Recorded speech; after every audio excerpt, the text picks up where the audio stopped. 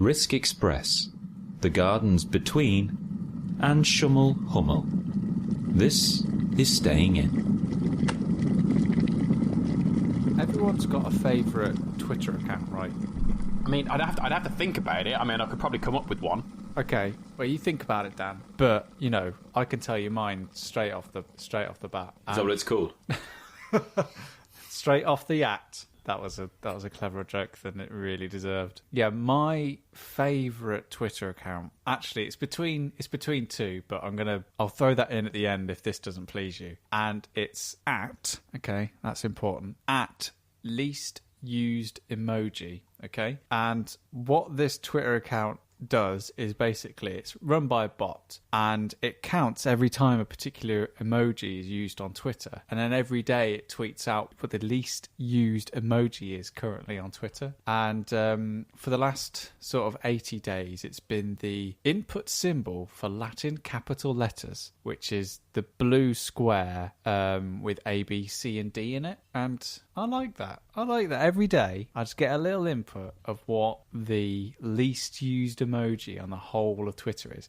But what actually brought me to this is that for a long time it was the aerial tramway emoji was the least used Twitter emoji. And what happened was that there basically became like a massive upswell of support for the What, like a Kickstarter campaign? Well, kind of like there was like these people who sided with the aerial tramway and did their utmost by using it to make sure it wasn't the least used emoji on Twitter. And at one point they had a battle with the non-portable water symbol emoji. So that's almost like when people have those campaigns to try and get a particular song to number one in the charts at Christmas. Yes. Or to topple a particular song from being number one in the charts at Christmas. Yeah, but it was great. It was just people posting non-portable water symbol emojis and aerial tramway emojis for days as like a fight between these things. But yeah, it's such a wholesome use of Twitter, and like Twitter's not the best place really at any time.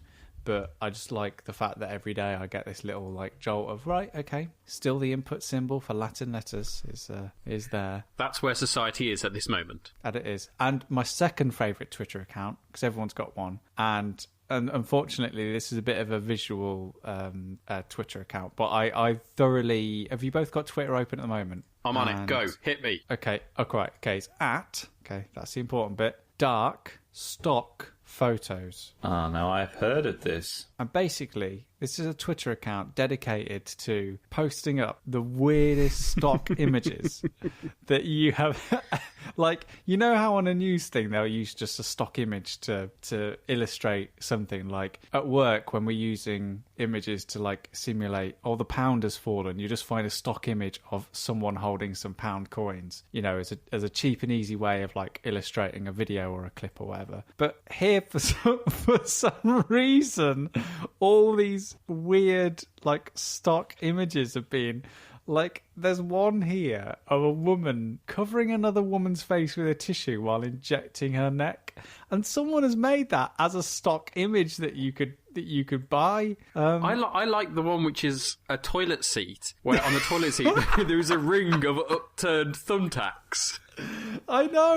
There's one I'm looking at here where it is 4 versions of the same image. It's the same image 4 times, which is essentially top down on a wooden table with 2 fists there, yeah. People being angry, and underneath it is lettering. And for the same image, they've got that typifying divorce, pain, cardiovascular disease, and the Ebola virus.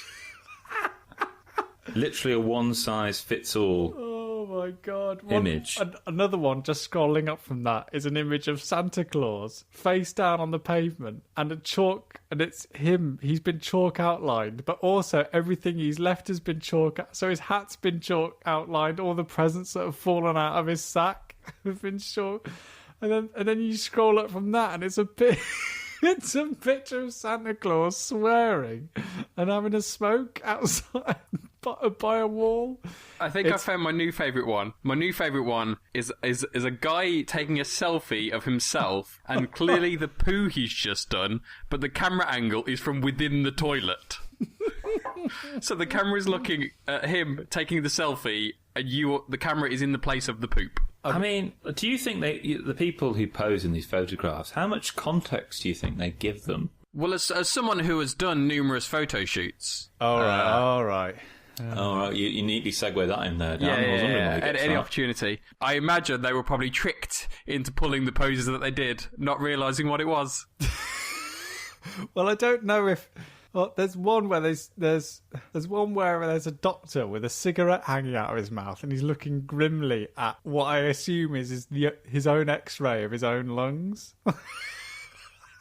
It is wonderful. Dark stock photos. It's a great. And again, it's just like what I sort of like Twitter to be is just those little surprises that you get, where like every day or once every couple of days you'll just get like an image of a man choking on a drumstick, or another image of a man half standing up from an office chair holding his glowing red groin.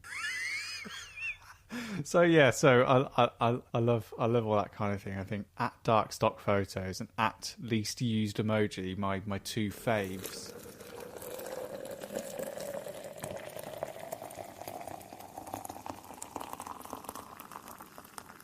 You guys went to Frankfurt. I wanted to go. We did. But unfortunately for me, work intervened and I wasn't able to attend, even though I had bought flights.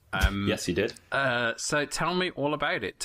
Hang on. Well, I will say, when I first told people at work that I might be going to Frankfurt, their response was, why? And then they referred to it as being like someone from Germany coming to England and visiting Reading. Now, I don't know Reading.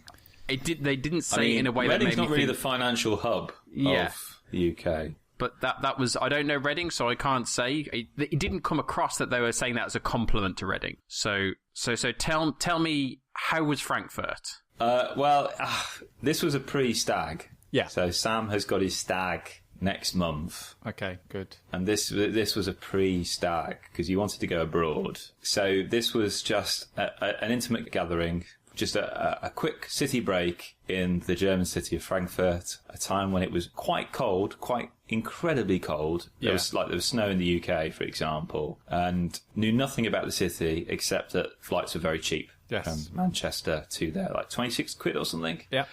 Ridiculous. So me, you, and two other mates went along there, and we stayed in a lovely place, in a lovely Airbnb. I gave them a 5-star review when we got back. Good. We even got a 5-star review. We did indeed, yes. Boris and Olga. Casa Olga. I can highly recommend that in Frankfurt if you ever plan to go there, listener. And to be honest, we didn't really care what kind of city it was. It was just a novelty of being abroad with some mates, and the possibility for me of pretzels and sausages, and it did not disappoint in that regard. In those two regards, you definitely had pretzels and sausage. So Sam, can you sum up Frankfurt in 3 words? Coventry Gone Crazy. I mean, it's a weird city. I mean, that sort of summation of your colleague Dan is pretty much on the nose. I don't want to hate on it because it's blatantly a lot to do, and there's tons of like really great places to go and eat, and we found some fantastic places to eat. We found some lovely things to do while we were there, but there was a lot of hunting to be involved. Like if you go to Frankfurt, I think you would get the most out of it if you'd been with someone who either A, had been there before, or B, lived there. Whereas if you go to a city like, say for example, London or Manchester or like Budapest or someone like that, because things are sort of localized in like hub areas, and so say for example like Bold Street in Liverpool or the Northern Quarter in Manchester or like certain areas of London, things kind of congregate together, so you can end up on a street where there's lots of like places to eat, or there's lots of places or lots of like pubs and clubs are all grouped together. In Frankfurt, everything seemed to be a lot more disparate. So it was like when there's one place where we wanted to go and eat at night, but it was totally booked up and it was full. And then we were kind of like looking around to see if anything else was there. And like the next restaurant was another walk down the road. Like a pub we found was pretty much in the middle of a very nondescript street, not really surrounded by any other pubs. So like that's why it had this kind of weird atmosphere. Like it is a district hub, but dotted around it are some really interesting and really nice places to go. But for us, because we were only there for probably less than 48 hours, it was perfect because we didn't have much time to fill, and so we were able just to like go out for a few drinks, go out for some food, and then that was it. That kind of filled our time. If you were staying there for a week, I think we would have struggled. Yeah, I think Dan's already thinking fresh from SimCity Builder. Yeah. I would have designed a better city than that. Yeah, absolutely. You put all of your restaurants together, obviously. Yeah, exactly. Right, so Dan, two very important words there, or it might be one word. I'm not too hot on my German. Currywurst. Oh, I'm listening. You've had currywurst, haven't you, Dan? You strike me as a man who's curried his wurst. I think I have had a curried wurst. I'm au fait with the bratwurst world, the bratwurst universe, the bratwurst universe, something like that. So I am au fait with that. So tell me of your curried bratwurst experience. Well, Sam, you found this, and it was supposed to be the best in Frankfurt. It was called the best wurst in Frankfurt, which kind of is I don't know if that's a pun or that's an unintentional pun. It kind of sounds like a pun at the best worst. So the whole day, full day that we had, was obviously surrounded by two things. First of all, Frankfurt's one and only board game shop. And obviously. Second of all, which we'll come to. And obviously, you go to Frankfurt, and that's one of your stops. It's a pre-stag. It's a pre-stag. Wait till the stag. I assume that we're going to the Hasbro factory for my stag do or whatever. And yeah, then it was a currywurst, and I found it. TripAdvisor's great for this kind of stuff. And we went there, and it was just like it was a little bit out of the city. We had to walk about 10-15 minutes out from the centre of the city to find it. I found this little hut, basically those things that you get outside football grounds and stuff like that, just those little carts. And the best currywurst was there, and it was incredible. They even had a vegan wurst for awkward people like me, which I was delighted at. And I think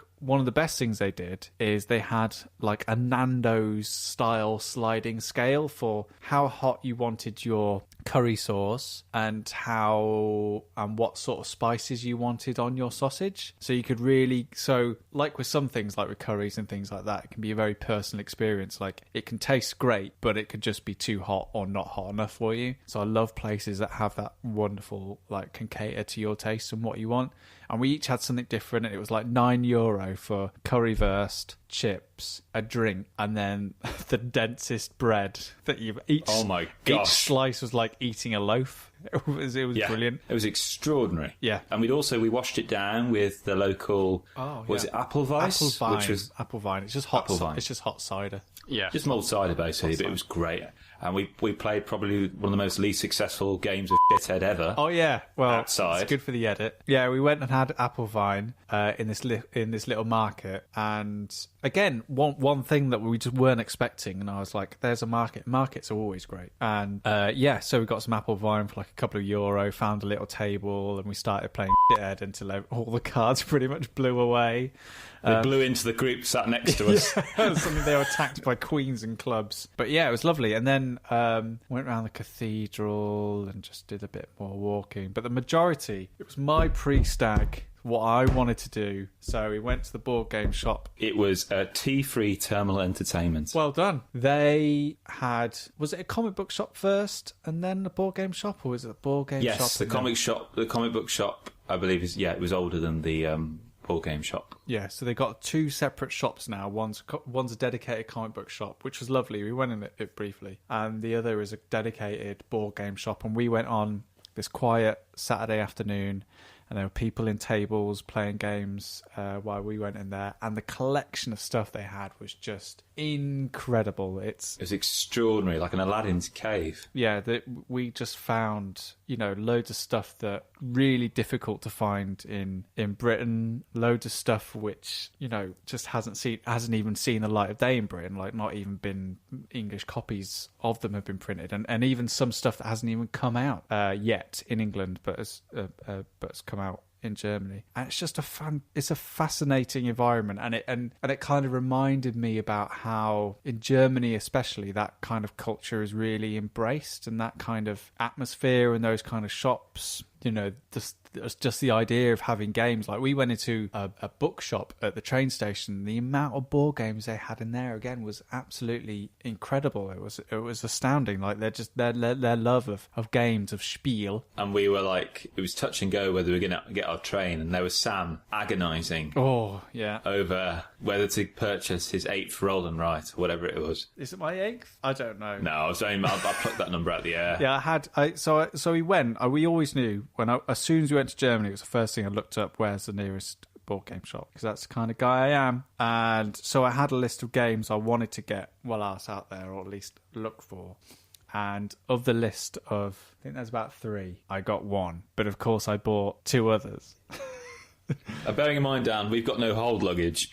Everything's cabin bags. So we didn't have any hold luggage, so it's like I literally brought nothing. So I knew I had enough room in my bag on Ryanair to get back, or a coat big enough to put stuff in the pockets. Always thinking. I can't believe you went all the way to Frankfurt just to buy some more board games, considering the size of your current collection. Well, it's no different to people going to Calais and just stocking up on wine, isn't it? Yeah, well. Or cigarettes. I'm not so sure. It wasn't the only reason that I went. Well, we've talked about it, and a good portion of our conversation has been reserved for this one particular board game shop. Yeah, but Dan, if you'd been to Frankfurt, you'd understand. Yeah, you weren't there, man. You weren't there. You didn't see it. But what's been great is, like, we went there, I bought a ton of games. Chris, you bought a couple of games. A couple of expansions. I spotted one for the Duke, which was just, didn't even know it existed, which was great. Yep, they're really tough to get hold of, actually, the Duke expansions. And you even bought me a game, which is really nice of you. And this weekend, I even managed to go away and play some of them and introduce some of them to the family, and they all went down really well, which is always the risk. It's always, I was explaining, like, it's really weird that I bought all these games, and then when everyone's just like, should we play something new? I'm always really apprehensive because I get quite anxious about introducing games to other people because I worry that they're not going to like them, or like they're not going to get the rules and all that kind of stuff. But everything that we got from Frankfurt was a hit, was a success. But that's for a later thing, because we need to talk about the rowdiest night at Frankfurt. It was. We need to talk about. Did you go out? Did you go out on the town? Were you? Oh, Dan, we're getting the Steins and all the Bavarian nights and all that stuff. Were you really kind of getting deep down in the culture of Bavaria and of Germany? I'll set the scene, Dan. I'll set the scene. Right. First of all, we were back at the Airbnb. Okay. Already you've gone off piece to what I was thinking. But okay. We were at Boris and August. Chris had his 4-pack of Radler beers. Yeah. 2.5. I get my fruity beers down that I discovered. Okay. Again, you're drifting. You're drifting from kind of the line you were meant to be going down. But okay, fruity beers back at home. I was eating my tuna pizza. Okay, I'm getting concerned that you're not going to be able to pull this back.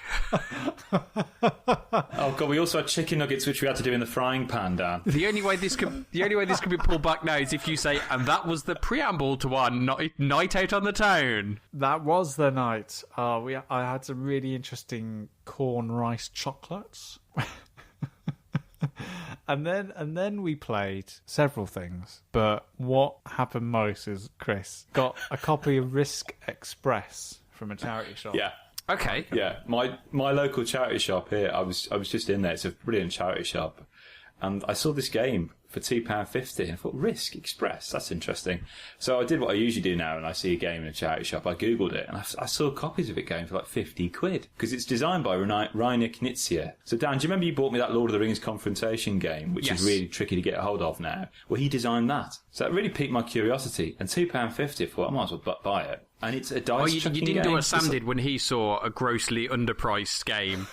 Kindly tell the charity shop that it's grossly underpriced. Hey, that was sealed. That was sealed. If it was not sealed, like, actually, to be fair though, Chris's was brand new because all the stuff was still in its I don't think it was ever played. No, it's never played. I think just children got really disappointed. It's basically a Yahtzee game where instead of that really long game of Risk, which is like hours and hours, apparently this takes 20 minutes, although I've not played a game of it yet that's lasted longer than about an hour.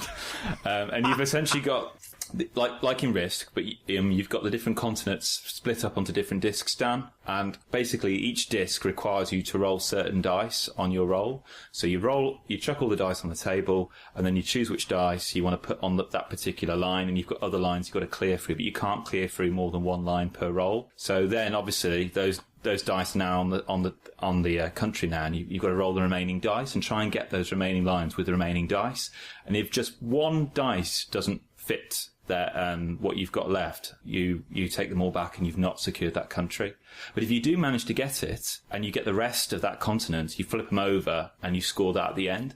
However, if you are one shy of completing your continent, or if you've only just started a continent, other players can steal the tile off you that you've just worked for ages to get, and then they may just do it in one go with the luck of the roll. And it's even more worse because they have to work extra harder. They've got an extra line to actually roll in order to do that from you. So actually, I feel like that's the true purpose of the game, to just really piss off one person who spent ages working away at it. And by the looks in your faces, I think I could tell which one of you pissed off the other one. I nearly managed to collect all of Europe. I went from dominating the game to having nothing left at the end to score. And Sam's soon-to-be brother-in-law Ed, there was one tile that he just got fixated on. There was no strategy at all in him trying to get it, but just on principle, he did not like the idea of anyone scoring it. So he just kept rolling, and we just kept watching and get disappointed. And obviously us around the table thinking, actually, yeah, I've got a strategy. I'm going to put that on one side now because I want to go for that tile that Ed's going for, just because it'll really irritate him. And that's what we just kept doing each other for an hour. Just watching people roll dice and then seeing somebody else roll the dice that you wanted. It's just brilliant. Yeah, we were up till about 1:30, 2 o'clock in the morning playing that game. But it for me, it's... So, one of the games I bought in Germany was a game called Illusion by Wolfgang Vorsch, who at the moment is the game designer who literally cannot do a foot wrong. And his latest Kickstarter has just come out. And it's a combination of him and the guys who made Monikers. And honestly, like, yeah, call off the wedding, mate. I've got to put my money into this bad boy. But no, I can't get it. But I would do if circumstances financial were better. But Illusion is a very, very simple game where you have a stack of cards that are a mix of abstract shapes, all made up of one of 4 colours: red, green, blue, or yellow. And on your turn, basically what you've got to do is you'll be playing a particular colour on a particular round, and you've got to put your card in the row of cards where you think it goes, depending on how much of a particular colour it's got in it. So if you think it's got more red in it than the previous card, you put it to the right of that one, or if you think it's got less of another card, you put it to the left of that. And if on your go you don't think the order is progressing from left to right of less to more colours, or one particular colour of these abstract shapes and patterns, you can go, no, I don't think that's right. And all the cards get flipped over. On the back, it tells you precisely by percentage how much of that colour is in that card, and you go on up the line. And it's in this wonderful box, Dan. It's in the same size box as the Mind, and it's only was like €10 in Germany when I bought it. But like Risk Express, it does a wonderful thing with a group of people where even though you're all competing for something, so you're all competing to put the cards in the order, or you're all competing to get control over a country, you also as a group take joint delight or joint disappointment in the success of someone else. So for example, in Illusion, you could lose by being the idiot that put the card in the wrong place, but you can also take delight in knowing, oh, you were so close, like, and everyone shares in that delight of it was just 1% out. Or you share in the delight of, even though you said no, this line is wrong, but it turns out to be right, and there's like 9 cards in a row and they're all exactly in the right order that they should be. Like, you can't be disappointed at that because it's a fantastic feat of, luck and deduction and skill. And Risk Express is the same. It's like, you can't, all of the game hinges on these dice rolls. So when someone gets it, even though they're taking like a continent from you, or taking like a nation from you, or they've won the game, you're still delighted for them because like the numbers come up, like you're all sharing this group thing, and it's lovely. And also by 2 a.m, you're just glad the game's ended. But I think that's why but if you think about it, like, other than a tiny little bit of like depth in its mechanics of which dice you actually use and when to put in your battle line, like, that is the game with Risk Express. You are literally just throwing dice and hoping that what you need comes up. So the whole game hinges on that group sense of joint commiseration or joint celebration when the numbers come up or they don't. And it's just wonderful that it just manages to do that. So by the sounds of it, as we talked a few episodes ago about Risk, the main board game, it doesn't sound as though Risk Express shares a lot of the game with its kind of parent game. Do you feel from playing Risk Express that you have a better understanding of how you would play Risk and all that? Because I think when we played it, none of us had really played Risk all that much before, and none of us really knew a lot about it. So do you have any further understanding now? The only thing that's exactly the same as the board game is everyone always goes for Australia first, because it's like literally like one horse, one general, and one cannon, and you've got like 2 points. Yeah, it's interesting because Hasbro did a few of these. Like, they tried to create like travel or express versions of their big titles, and this was the only one that really did well, was the Risk one. All the other ones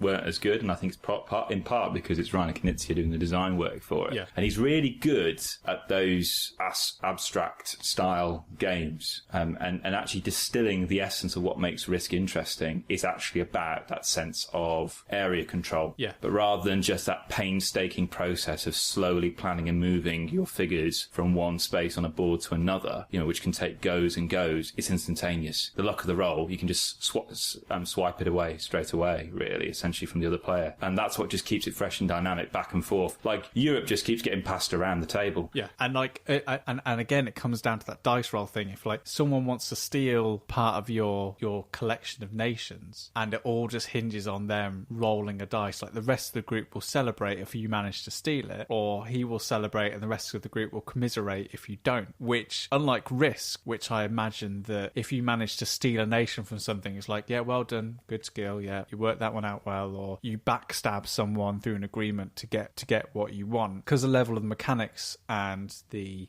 tools that you're using to play with the game with Risk are a lot more complex and devious. There's not that instant sort of gratification, those massive sort of highs and lows that you get in Risk Express. And I still do want to play Risk, but I think I still want to play Risk Legacy, because I just can't imagine putting all my time into a game that I might not enjoy or might get something a little bit more out of after it's finished. So to answer your question, Dan, no. But then I can't remember the question, so I'll say yes, maybe. But we also played a game in which your brother-in-law was astonishingly good at, which was A Fake Artist Goes to New York. Oh, right. Yeah, he hates that game. I've had falling outs with your future brother-in-law in terms of games, playing with him. He's always someone who always basically betrays me or sabotages me. What was the game we played? The one in space? Oh, Cosmic Encounter. Yeah. Love that game. Love it, love it, love it. Don't play enough of that. I'm too trusting.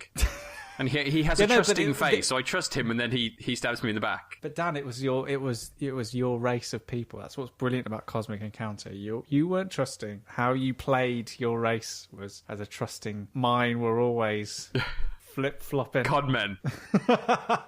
So Dan, how's your drawing? Do you like drawing kind of games, like picturing that style of game? Drawing within a game? Oh, sorry, yes.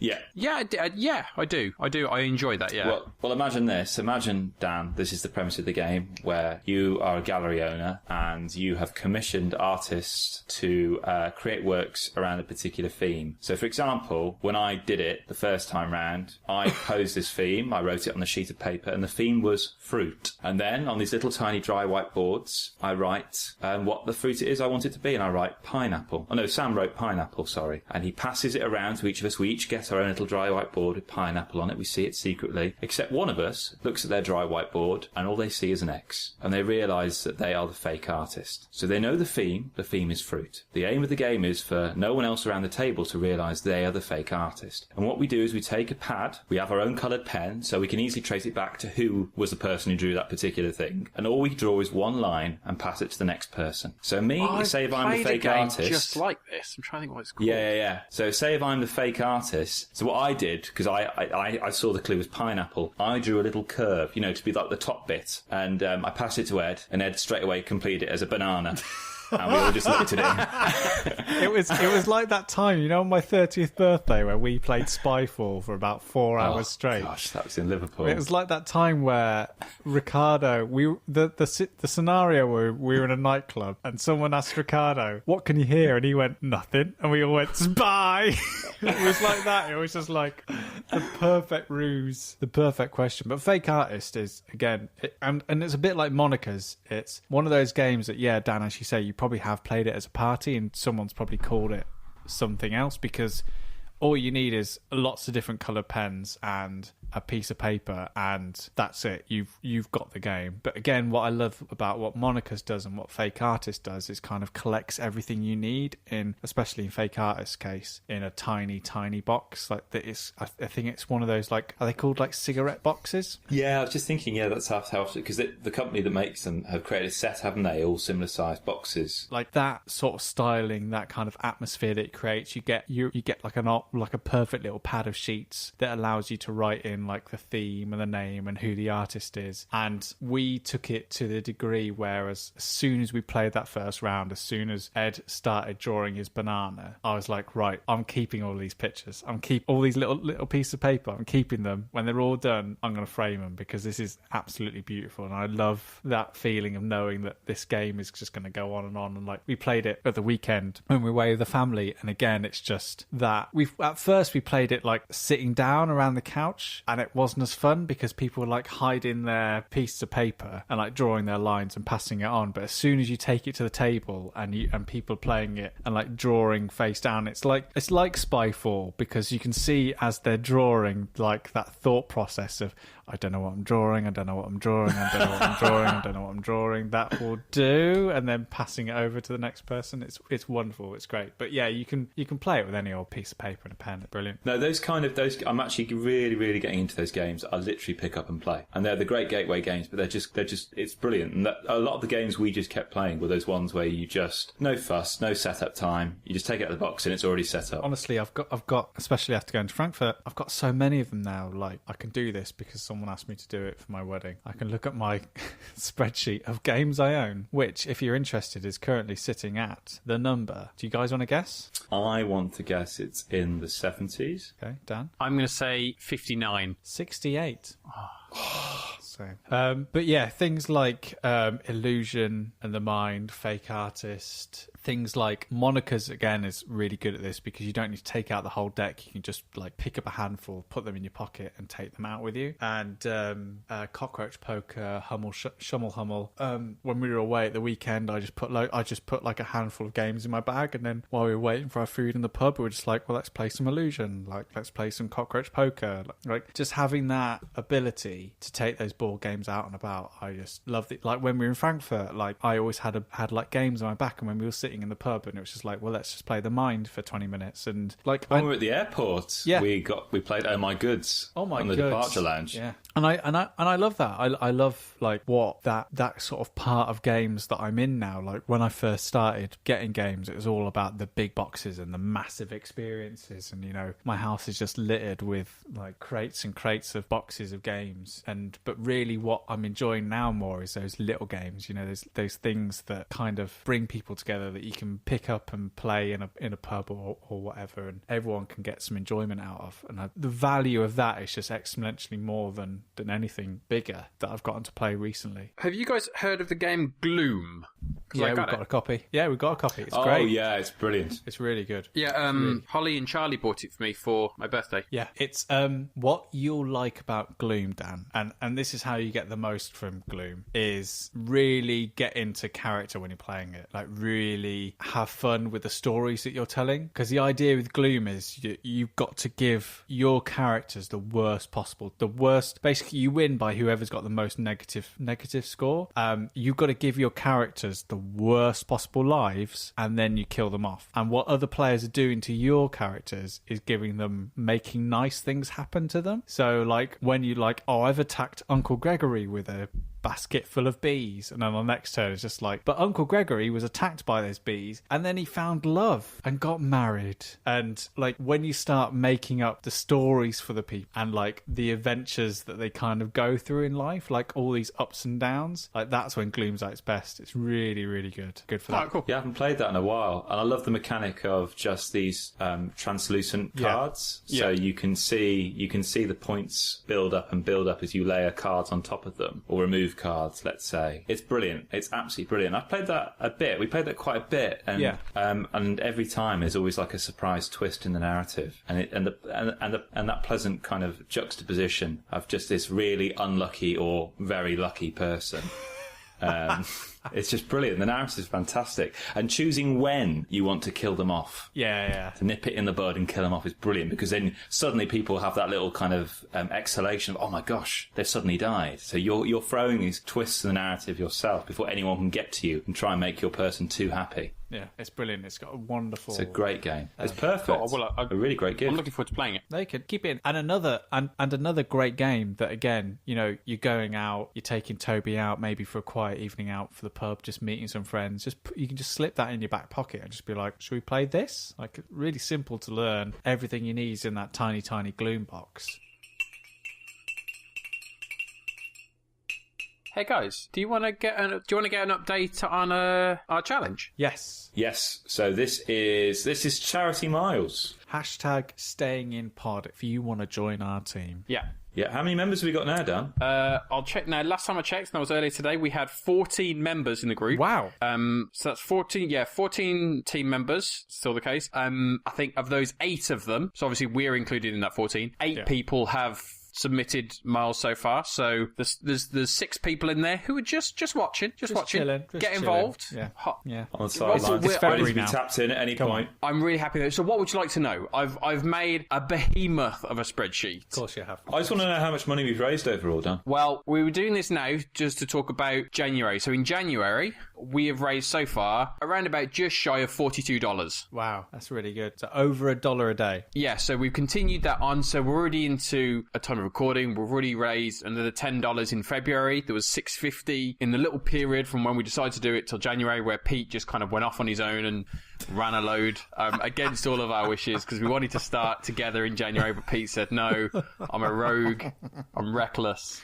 But we've been all running. I'd have to say, in January, the person who ran the most, just pipping Pete to the post, was a listener who is putting in some big numbers. Is someone called Mike Dorr. So congratulations, Mike. You were our highest earner, our biggest runner in January. And also, I'd just like to say, I mean, us 4, we're running for Stand Up to Cancer. But elsewhere, people are running. We've had people running for Alzheimer's Association, for Girl Up, and for World Wildlife Fund as well. So you can run for any kind of charity that you want, and it's fantastic. So we're raising money for all of those charities kind of as we go. But yeah, it's been a really good start, really strong start, I think. And I'm excited. I think us 4, I think we can pick up the pace a bit though. Yeah, I was going to say we need to pick up the pace if we're going to $1,000. Is it for collectively? I mean, $1,000 is a bit. We need to pick up the pace a lot to make it to $1,000 at the moment.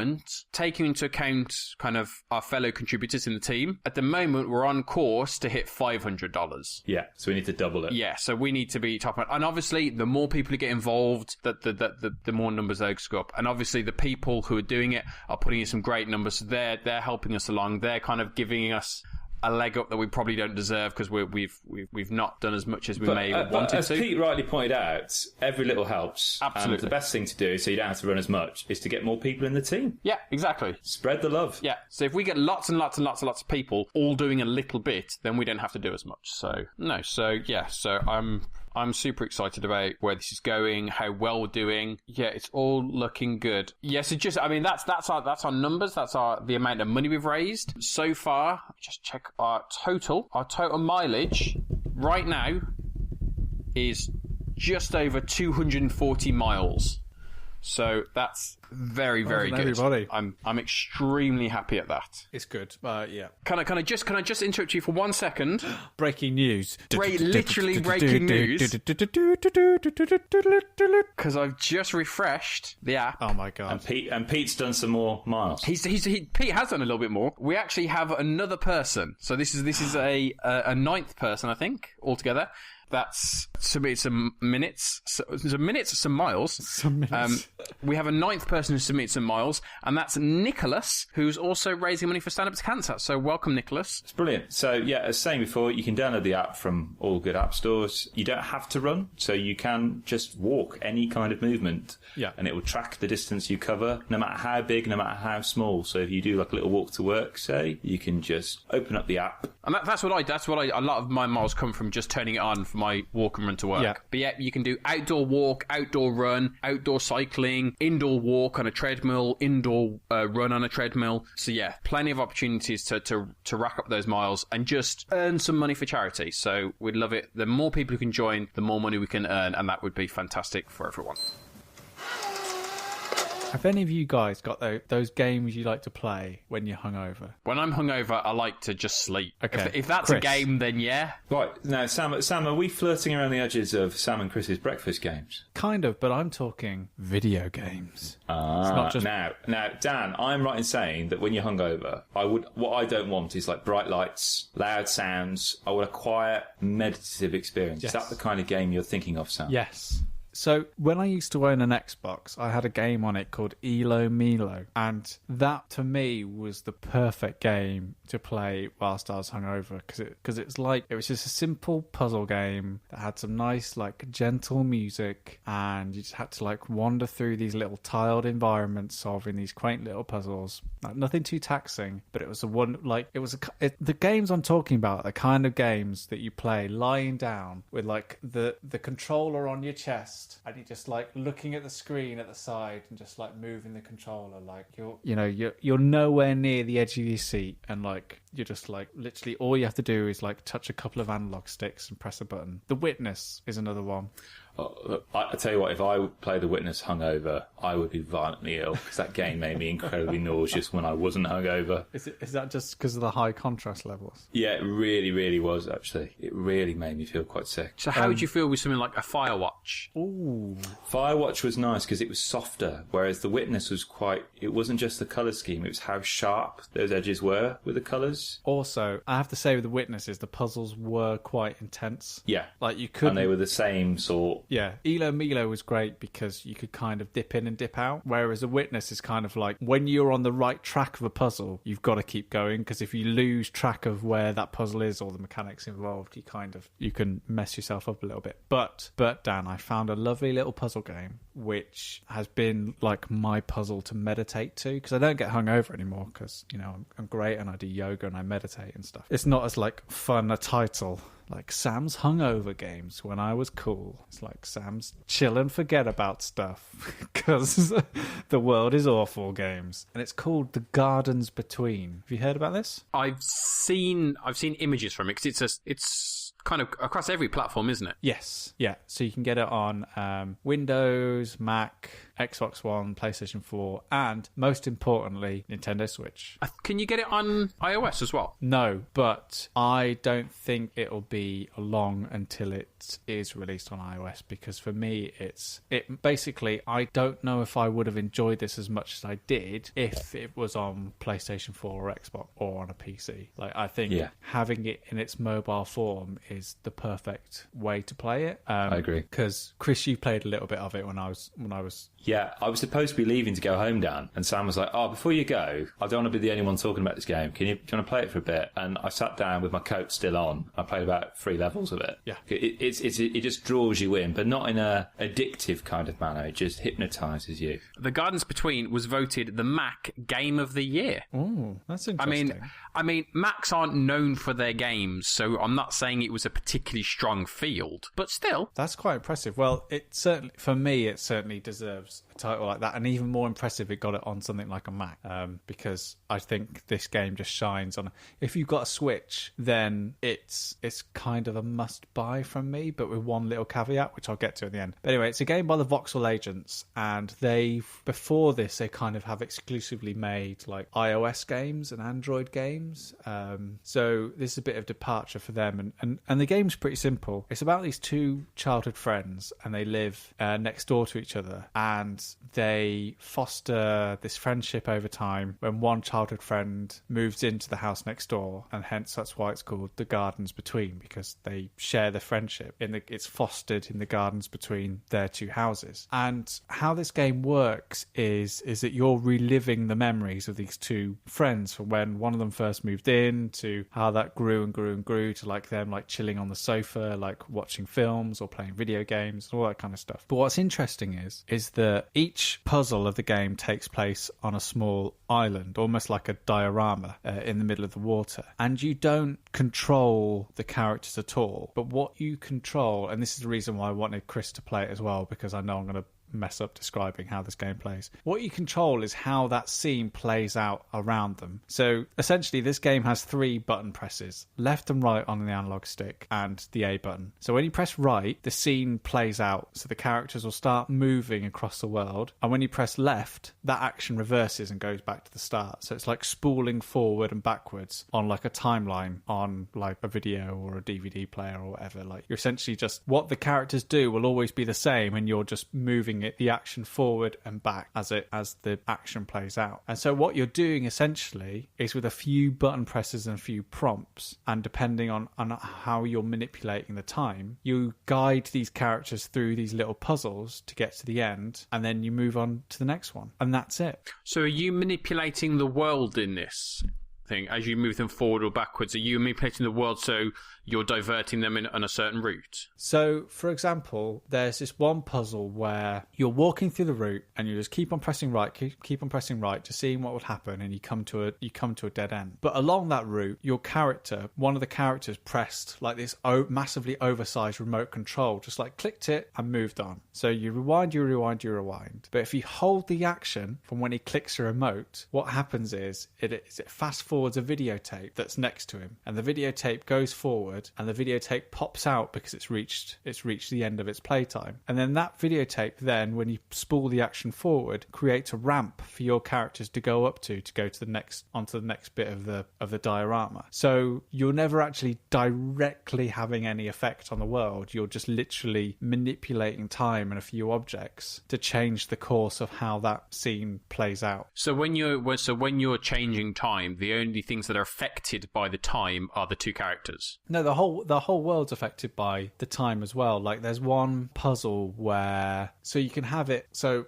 it's a puzzle where it's like popcorn spills down off a table, and it causes like a tablecloth to flop over an item that you've got to interact with to finish the level. But if you spool forward and manipulate things in such a way that cloth falls on top of something, therefore it no longer hides the object you need to interact with, then you're able to progress through the level. So your actions, even though you're only manipulating one thing, which is essentially the time going forward and the time going back and some objects, you're able to have such a dramatic impact on the world that you're inhabiting. And it was an absolute joy to play. Like, Chris, I don't know what you sort of like played a little bit of it and then gone away. Yeah. I found it very entrancing. What I particularly like, Dan, in its aesthetic is that you are really seeing it through the eyes of these two kids, and like an object, a small item that is just this insignificant thing which had a massive significance in their memories, that is symbolised by it being a massive object in this scenario. Yeah. So it's an emotional scale. It's not like a realistic scale. So that TV remote's massive because that TV remote was a catalyst for this memory, let's say, for example. It was a trigger point. And what you have is the satisfaction of seeing these dominoes lined up and seeing there are gaps in this row. And you can see that they fall, but they only go so far. And your job is to find that point in time to coordinate the other dominoes coming in and filling those gaps. So at the end, when you get to the end of the level, all the dominoes run right to the end neatly and fall over in a line. That's what it feels like. So it's immensely satisfying completing this puzzle where all the pieces are there in front of you. It's just finding not just the right place for them, because you know the place actually often, it's the right timing for it. And what I love is you've got tons of time in the play world because you're controlling it. And you scrub through back and forth through time. So it's always at your own pace. So your time stream is different from the players in that game. So it's very relaxing. It's as relaxing as you want it to be. Yeah. You can agonise over it for ages if you want to, or you can take great pleasure in just going back and forth and trying to fudge it in places. It's up to you. And because it's only got 3 buttons, it's going to be perfect on mobile. You can clearly see this is a company that's used to designing mobile games. Yeah, so if it ever comes out on iOS or Android, Dan, I would snap it up immediately. It is my one critique about it is very short. I completed it in about an hour and a half. And yeah, it's like 20 quid for the Mac version. That for an hour's play, that's not a lot. I mean, just don't get me wrong, it sounds really, really interesting. It looks fantastic, and I definitely am interested. I think on an iPad or something like that, it sounds like it would work incredibly well on an iPad or something. Yeah, because on an iPad, you could feel the. I can also already sort of imagine the sensory experience where you're like scrubbing through, like with your fingers, just like through the timeline. I can see that happening, but yeah, the price point is a bit of a sticking point for me, because I was lucky enough to get this when it first came out on the Switch and it was in the sale, so it made the prospect of buying it a little bit sweeter, because I already knew it was quite a short game. It's such an interesting concept and such a unique sort of gameplay experience that I'm sort of torn about the price point, because I think, would I still enjoyed it if there was another half an hour or another hour and a half stitched onto the end of this experience, like, or is the fact that I'm just itching to play more a better feeling to come out of the game with, if you see what I mean. It does remind me of like Monument Valley 2. Yeah. A very simple mechanic that is really, really developed and enriched throughout, so it feels fresh and it doesn't outstay its welcome. No, but I think that deal is a little bit sweeter at $9.99 than it is at $19.99. Yeah, oh no, 20 quid, no. Dan, get Oxenfree. That's on mobile devices. I won't shut up about that game. I'm genuinely curious as to what the sequel to Cockroach Poker looks and sounds like. Schummel Hummel. But it's not really a sequel of sorts. It's made by the same company, 3 Wizards, I think they're called, or 3 Magicians.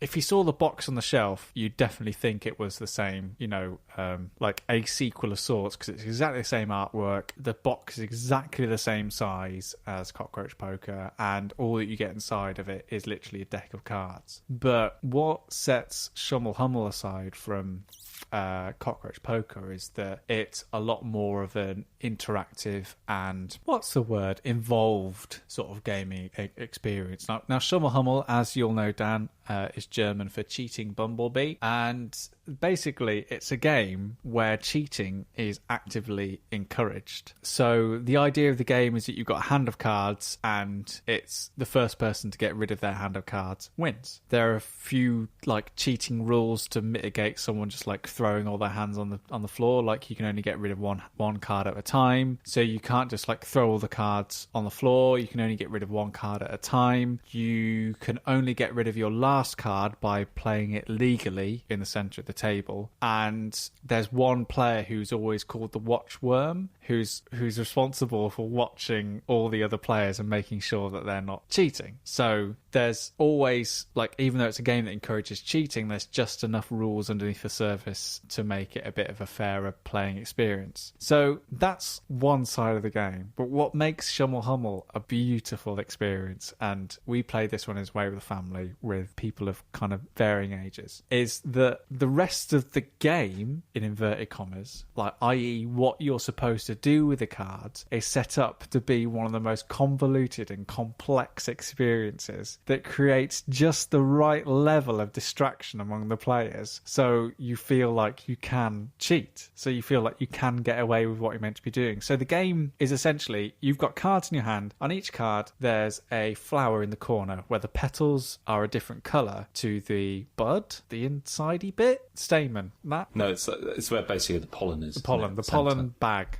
So all you got to do is, on your go, is you got to put down a card.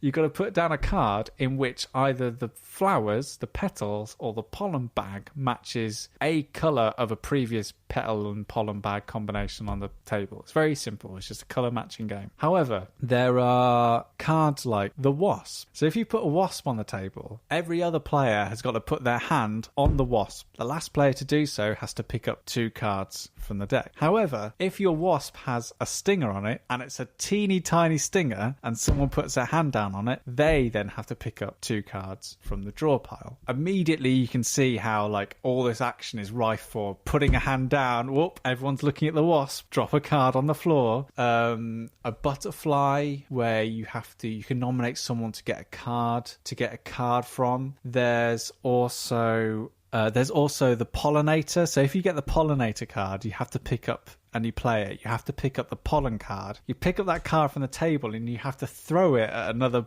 member of the team, another player that you're playing against. If it hits them, they have to pick up cards from the draw pile. Again, creating enough sort of distraction to allow you to cheat. But the genius bit of this game, right, the genius bit, and the bit that I love the most, is that in between each player is a grasshopper card, and throughout the entire game, your responsibility as a player is to make sure that the player to your left or right doesn't steal your grasshopper card. Because if they do, you have to pay a penalty. You have to pick up cards from the deck. So while you're trying to like pay attention to if there's a wasp coming down or a pollinator card coming down, or like example, if you're the watchworm, you're looking at everyone else to make sure you're cheating. Suddenly, in the corner of your eye, you'll see this hand creeping over, and you'll see them like someone just trying to distractedly like take your grasshopper card from like under your view. And it's at that moment when you turn to them and go, "Can you put back my grasshopper card, please?" The person to your left has then started to take your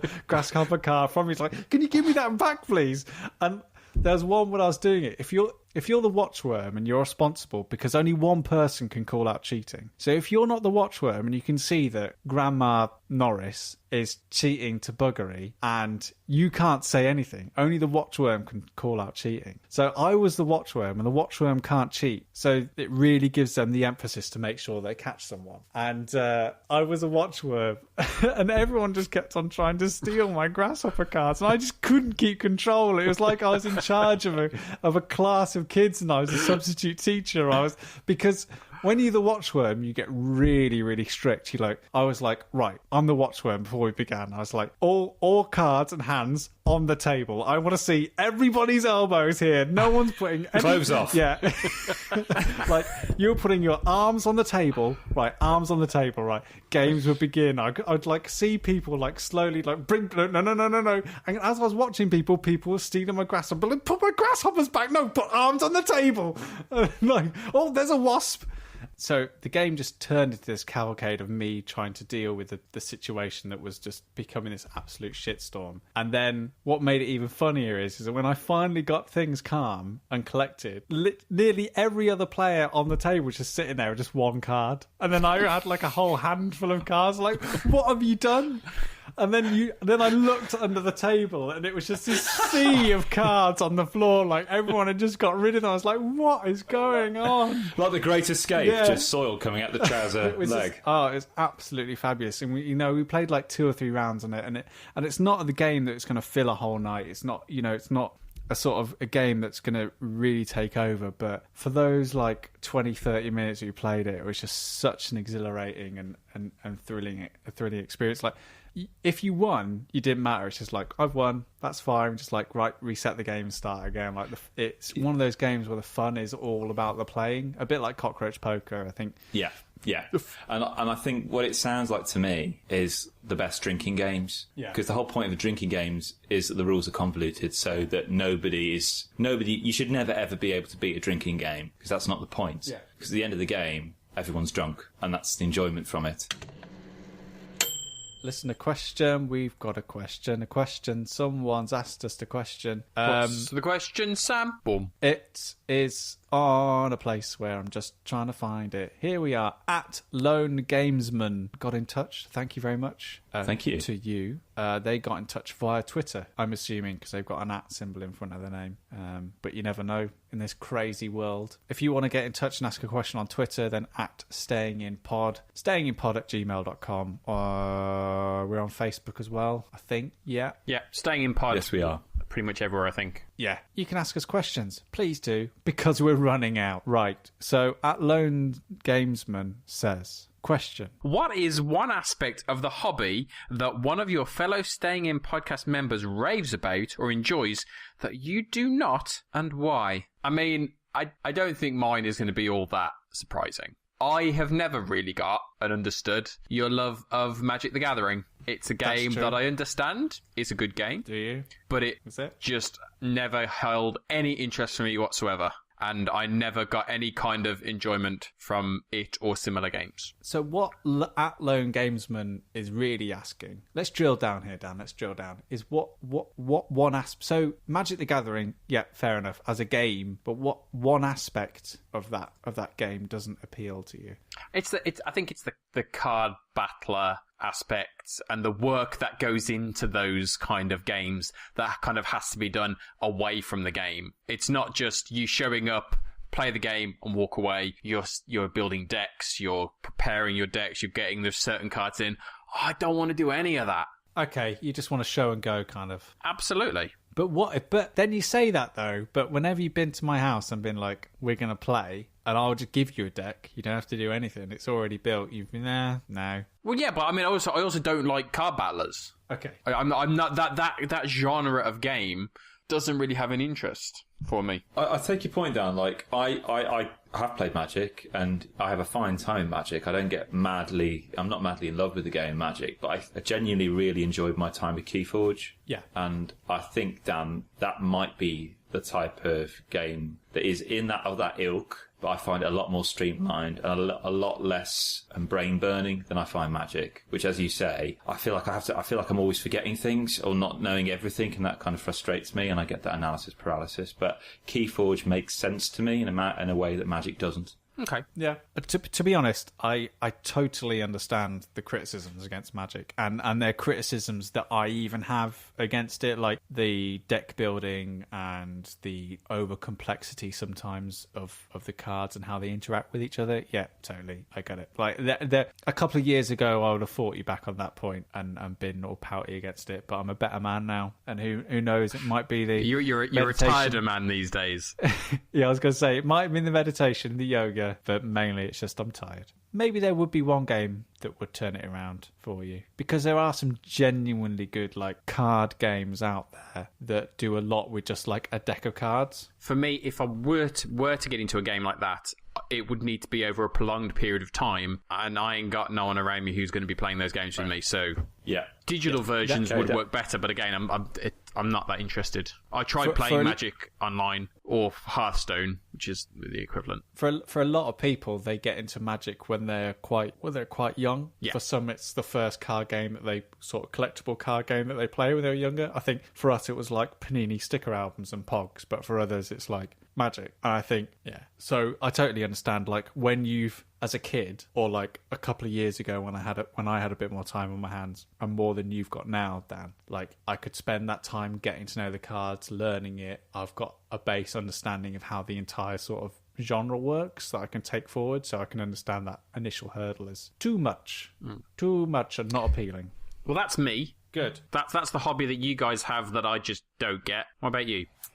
Mine is something that I think you and Pete have, Dan, which is city building games or any kind of simulation games. I went for a phase where I was really mad on them, but I really struggled to sustain my enjoyment with them. I'm not very good at coming back to those titles and updating them. And like we talked about in the last pod, SimCity Builder, like, it's extraordinary the amount of... Because actually, we were talking about this. It was the reason why I asked you, like, how long do you play it for? It's like in 5-minute spells, but you've put in a lot of hours. Yeah, with just 5 kind of as spells. I mentioned in the last episode, there was a really intense competition that I kind of was taking part in, and over the 5-day period, and I take into account this is just a mobile game, and I do also have to work and sleep in this time as well.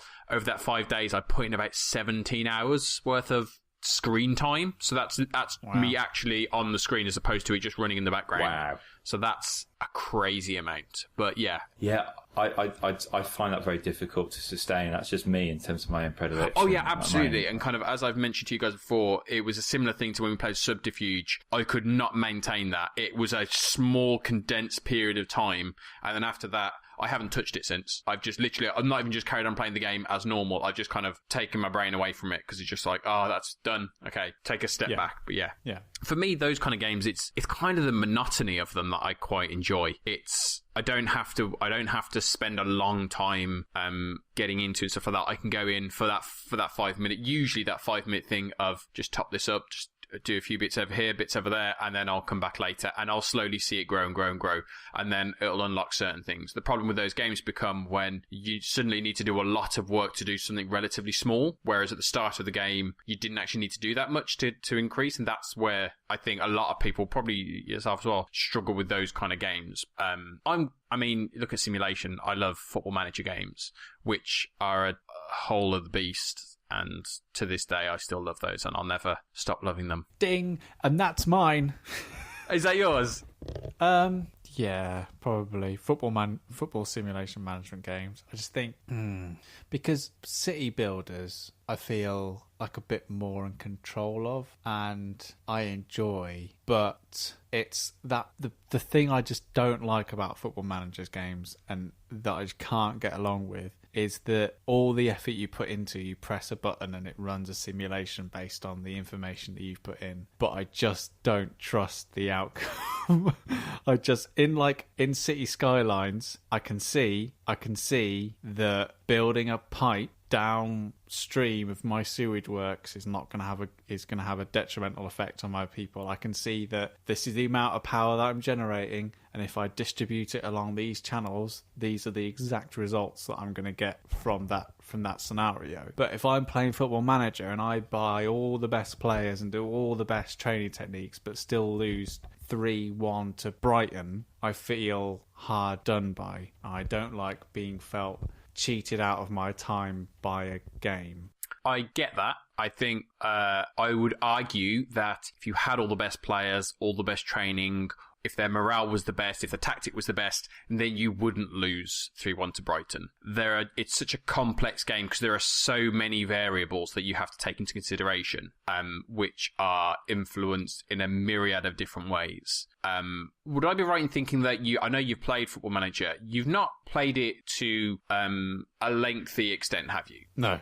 And I'd probably say it's probably a flaw in the game, because once you've played it for a while, you start to see how your choices make a difference. But you kind of need to have a full understanding of the team that you've got, the teams that you're playing, your scouting, all that stuff. You need to understand the team you're coming up against. I'm going to play slightly differently because of how they play, because it'll work better. And so it works best once you've got over that hurdle. And obviously, once you're used to the game, that hurdle is probably lesser because you can come in quite early. And I think when you start seeing, in the same way that you just said there, okay, the best players, the best training, and I lose 3-1. When you start seeing your choices make a difference, and you beat top of the league 3-1 because of the choice that you've made, then that's a great experience. Then you feel like you're fully in control. And it's the flip side to how you felt, and I completely understand the way you would feel that way, the fact that you don't feel in control. Because there are plenty of times when I've played it and I've thought, I don't know what I need to do right here because everything's going wrong.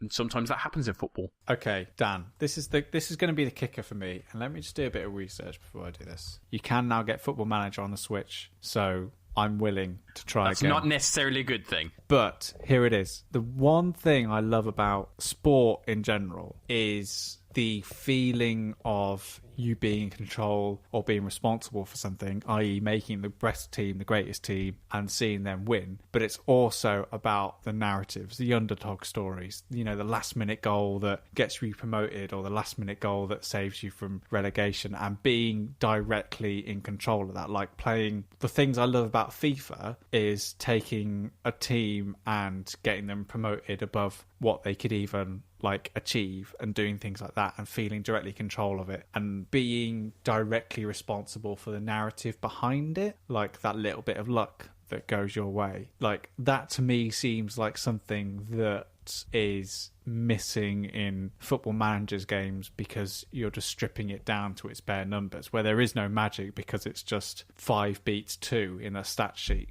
I'd say there is. I think in the same way that there is magic, there is narrative that you put onto yourself. As you said that, the first one that came to my head was, I remember playing a game a couple of years ago now, and for whatever reason I'd chosen to, I wanted to understand the drafting system in America, so I decided to be an American team, and I was playing it through, and you make signings, so I signed this Swedish guy from, I think he was playing in Sweden at the time, he was like a winger and attacking or just like a central midfielder, and I started playing him, and he was doing well, and he'd scored a couple of goals, so I kind of moved, he was a central midfielder, but I'd moved him further up pitch. I eventually moved him into striker, and I converted him into a striker, and he became the best striker in the league, and he became kind of his name was Lasse Schon, his name was or Lasse Schon, and he became the best striker in the league and top scorer kind of every year. And it was, I had that feeling of, I've built this player up to be this kind of superstar, and he's kind of, for me, he kind of came out of nowhere, and it was my work that did that, because I converted him into the striker, because I saw something in him where he was playing that lend itself to there. So I have that narrative of taking him up. So when I eventually, he left the club because he decided he wanted to move on,